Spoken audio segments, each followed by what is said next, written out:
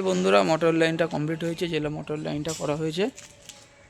এখান থেকে স্ট্রেট লাইনটা এরকম টানা হয়েছে, এই টানা হয়ে ভিতরে একটা টুলু পাম্প বসবে। তার জন্য এখানে আমরা দুটো এনআরভি ভাল্ব দিয়েছি ভিতরে টুলু পাম্পের জন্য, যেহেতু জল যেন রিটার্ন না আসে তার জন্য করা হয়েছে।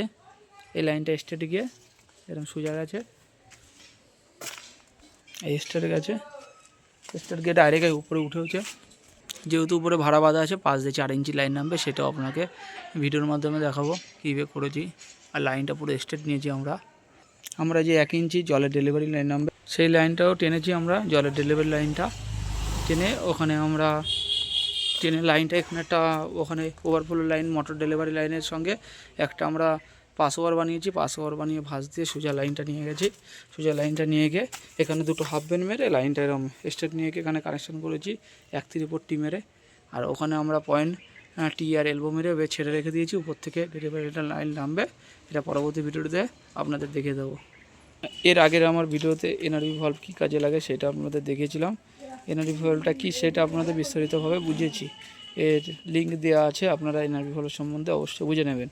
এইসব লাইনে আপনারা চাবি মারবেন না, চাবি মারলে ক্লায়েন্ট বারে বারে এসে চাবি অন অফ করবে। যদি ঠিকঠাক করে না করতে পারে মোটর উড়ে যাওয়ার সম্ভাবনা থাকবে।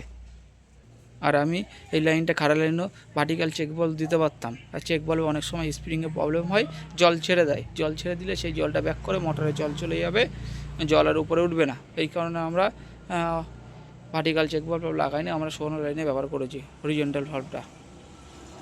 আর কোনো প্রবলেম হলে এগুলো চট করে ঠিক করা যায়। আর ভার্টিক্যাল চেক ভাল্বে ওই স্প্রিংয়ে খুবই প্রবলেম দেখা যায়। স্প্রিংগুলো অনেক সময় লুজ করতে হয়, লুজ করার জন্য যেহেতু জল পাস হয় না ঠিকঠাক করে সাপ্লাই, এই কারণে। আর স্প্রিং বসে গেলে তো জলে উঠবে না।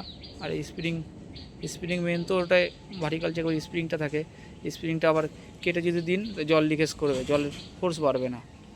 যখন টুলু পাম্পটা বসাবো সেই ভিডিওটা অবশ্যই আপনাদের দেখানোর চেষ্টা করব। আর ভিডিওটা যদি অবশ্যই ভালো লাগে অবশ্যই লাইক ও একটা সাবস্ক্রাইব করবেন। আর এই যে ডেলিভারি লাইন যেটা আমরা টানা হয়েছে, এইখানে সামনে একটা কল হবে, এই যে কল। এবার এখানে যেহেতু একটা ঢালাই হবে, ঢালাইয়ের জন্য এটা আমরা কতটা পরিমাণ ঢালাই হবে সেটা আপনাদের দেখাতে পারছি না। এটা বাড়ির যে মালিক আর রাজমিস্ত্রি আলোচনা করার পরে তারপর আমরা এখানে কলটা করব, কতটা হাইট হবে। দেখেছেন প্রত্যেকটা পাইপে আমরা কিলাম 2.5 ফুট বা 3 ফুট অন্তর কিলাম বেড়েছি। এইসব পাইপের কাজ হলে অবশ্যই আপনারা 2.5 ফুট বা 3 ফুটের অন্তত কিলামগুলো মারবেন, তাহলে পাইপটা মজবুত থাকবে আর ভালো দেখতেও ভালো লাগবে।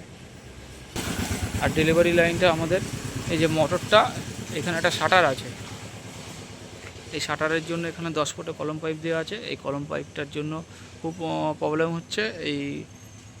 এর পরবর্তীতে এই শাটারটা খুলে দেওয়ার জন্য 10 ফুট থাকলে আমরা কলম পাইপটা তুলতে পারবো শাটারটা খুলে। এর জন্য নিচে যে পাইপটা মোটরটা কেটে দেবো, মোটর কেটে দিয়ে ওটা ডাউন করবো। ওটা কীভাবে করবো সেইটা ভিডিও পরবর্তীতে আপনাদের দেখানো হবে।